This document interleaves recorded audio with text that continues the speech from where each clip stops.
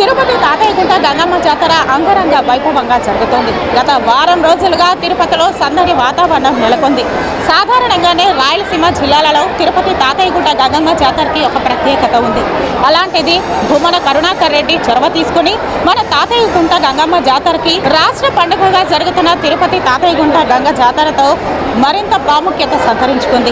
ఈ నేపథ్యంలో భక్తులు తెల్లవారుజాము నుంచి అమ్మవారి ఆలయానికి విచ్చేసి అమ్మవారికి పొంగలు పెట్టి మొక్కులు తీర్చుకుంటున్నారు. ఈ అమ్మవారికి వారం రోజుల్లో రోజుకొక వేషంలో అమ్మవారిని దర్శించుకోవడం ఇక్కడ ప్రాముఖ్యత. మొదటి రోజు బైరాగి వేషం, రెండవ రోజు బండ వేషం, మూడవ రోజు తోటి వేషం, నాలుగవ రోజు మాతంగి వేషంలో అమ్మవారిని దర్శించుకొని మొక్కులు తీర్చుకుంటారు. ఇక ఐదవ రోజు సున్నపు కుండల వేషంతో అమ్మవారిని దర్శించుకొని పొంగలు పెట్టి తమ మొక్కులు తీర్చుకుంటారు. అమ్మవారి గంగ జాతరలో అత్యంత ముఖ్యమైన ఘట్టానికి చేరుకున్నాయి.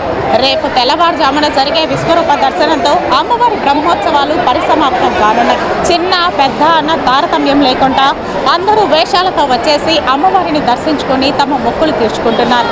ఆడవారు మగవారి వేషంలో, మగవారు ఆడవారి వేషంలో 1000 కళ్ళ దుత్తని నెత్తిన పెట్టుకొని అమ్మవారికి పొంగలు పెట్టి మొక్కులు తీర్చుకుంటున్నారు.